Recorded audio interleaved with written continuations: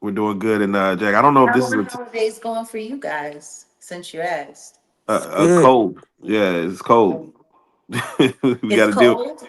We got that Philly weather. We got that Philly weather down here. So I don't know what's going on. Really? Yeah, it feels like it. It feels like it. That's insane. I remember when I first moved to Dallas, the first Christmas we had, it was like 68 degrees, 70 degrees. And I was like, see, this is awesome. A Christmas you can barbecue on. So, yeah. We call that freezing down here. Ooh. Yeah, I'll tell you, horrible. Jack, I don't know if it's a time to celebrate or a time to mourn because we have a documentary and that's trending number one on Netflix Mm-hmm. where we have a black man Mm-hmm. executive producing the downfall of another black man. Is Uh, that what we're calling it? I mean, that's how some people are looking at this thing, or it might be looked at as a vindication. But that's why we're here. We're gonna have a conversation, man. This Sean Combs, The Reckoning, the 50 Cent Diddy doc.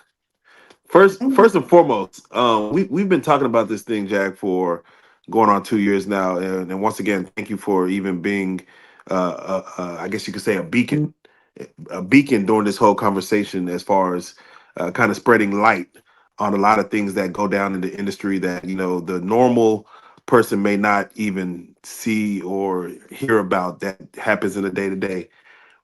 Did you really think 50 Cent, when he first mentioned it, that there was an actual documentary being worked on? Well, see, this is the thing. I can believe that it was happening. At what purpose? See, and that's the thing. Like my opinion about all of this stuff is so much different than your average person's, and my outlook is so much different than your average person's. Did I believe that it was possible? Absolutely.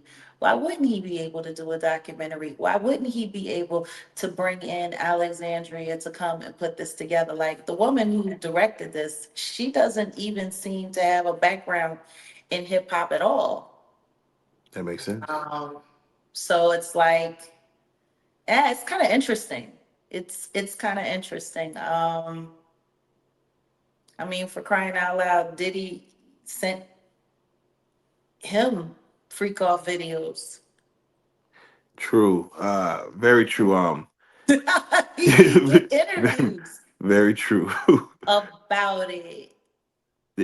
Did you feel that just 50 Cent's name being attached to it again? These are two, as everyone knows, the three names in hip hop are Jay-Z, Diddy, 50 Cent, when it comes to the status of where you could get as a business or a brand. I guess Uh, so. I so guess so. for the top three individuals, for one to go at the other and release this doc, um, I don't know. What does that say to again? I keep asking about the hip hop state of things. What does that say to hip hop? Like, are we our own downfall? I guess I don't know. Well, I mean, I don't know. It all depends on what you consider hip hop. Like, I Mm, don't consider any of this debauchery, any of this animalistic crap. I don't consider any of this hip hop. I grew up in hip hop. I know what hip hop culture is, and it's none of this stuff that people are selling. I mean, when did it stop being hip hop? We're gonna go through the documentary itself, but when did It it stopped stop? being hip hop when it became corporatized. It stopped being hip hop when certain groups of people saw that they could use it to influence the mass public. Mm, When people saw how influential hip hop was, it became very clear. Once upon a time, not long ago, where people wore pajamas and lived life, hey, you know, where laws were stern and justice stood and people were behaving like they ought to good. There lived a little boy and he was misled by another little boy. And this is what he said: me and you, kid, we gonna make some cash, robbing old folks and making the dash. come on. Like, they did the job and money came with ease, but one couldn't stop us like he had a disease. He robbed another and a sister and a brother. Tried to rob a man who was a detective undercover. Children's story. Come on. Slick Rick. Yes. We What? used to have real stories in hip hop, and now everything is what? All right. What are people talking about anymore? It's not. Hip hop used to be able to teach people. It used to be able to influence people to care about their communities or to pay attention to what was going on. And now it's used to encourage people into alcoholism, drug addiction, a life of promiscuity. Um, I mean, when you got rappers saying that, female rappers telling everyone that they need to be on prep, when you got that being sold, like when you have, is nobody not paying attention to how many people in the entertainment industry are now pushing and backing stuff from the pharmaceutical industry? Mm. You know, the influence. It's hip hop has been very influential, and now we got what we got. So yeah, I don't know. I don't know if I would use the word hip hop when it comes to this conversation. All right. Well, speaking of, before we delve Mhm. in deeper, right when this documentary kicked off, Yeah. and first and foremost, have you watched the documentary? Yes, I have. Okay. Actually, I've studied it. Oh I've been wow. studying it. I appreciate you guys giving me some time because I have a bunch of notes Oh okay. Okay. that I took because I wanted to see for myself what this is really all about. The first thing we have to kind of delve into is the fact that when it comes on, we start off with Diddy basically recording him coming back to New York, recording himself, hiring a camera crew to technically turn himself in. 5 days before he turned in, he came back to New York. Based on Six his lawyer, days. 6 days. Yeah. Apologies.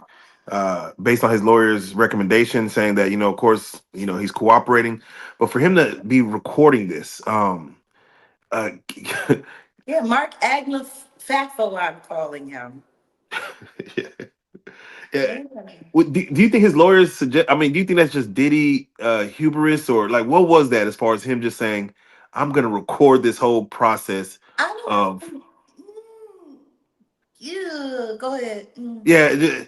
For because technical lawyer will tell you to probably go against that because this documentary to me doesn't exist if this it doesn't. Well, it might still exist, but this footage, the way it starts off, the fact that the executive producers 50 Cent, the fact that that they have this footage and however they got it, the fact that it exists is like, Diddy, why would you even start recording this? Like, why would you even give us this leverage to even put this thing out? Please give us your take. Leverage.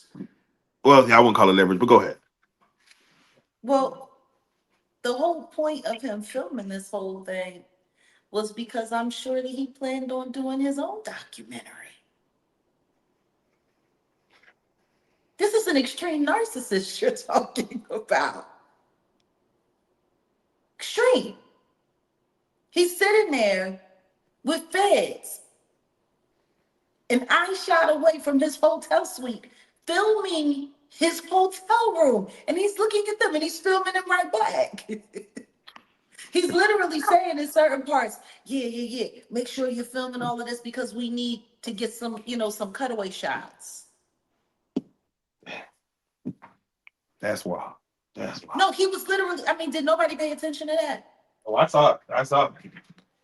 Like he said, yeah, yeah, yeah, yeah, yeah, make sure you're filming all of this. We need this for cutaways. Like you're sitting here collecting footage, like a director, like an AD.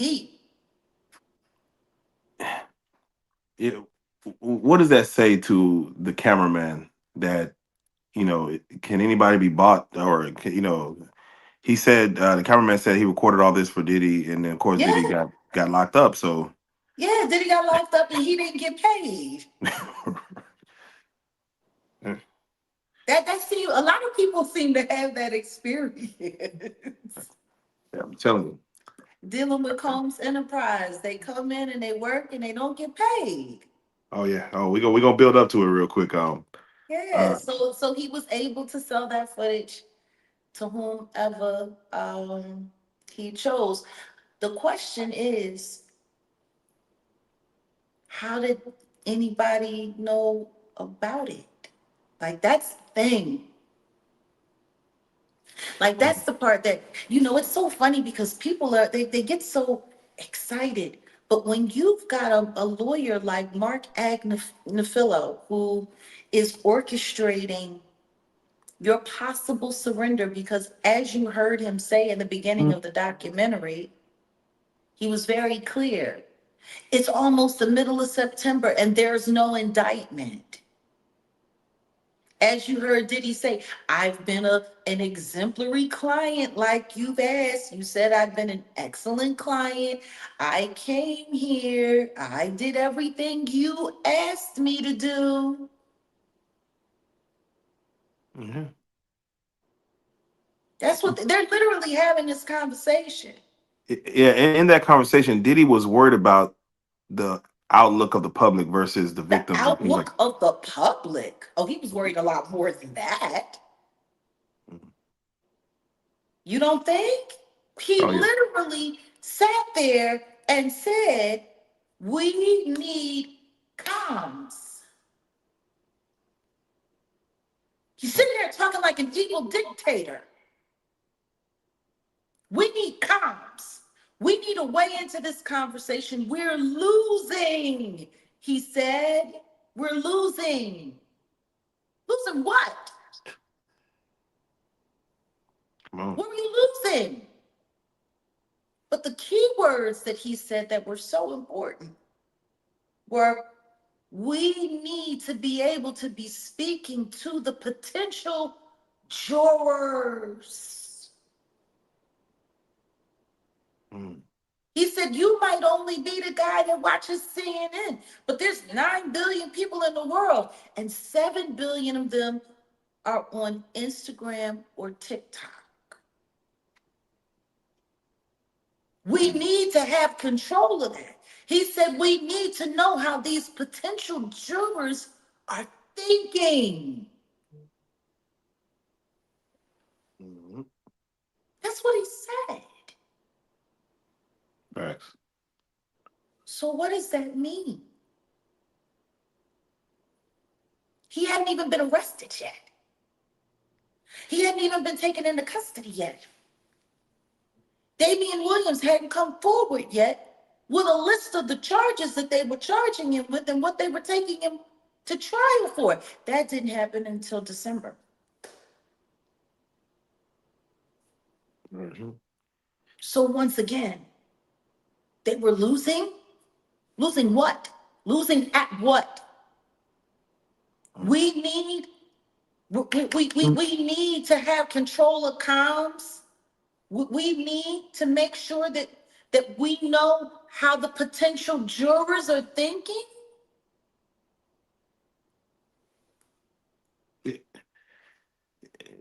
Uh, Very true. How does that not sound like anything other than what it is?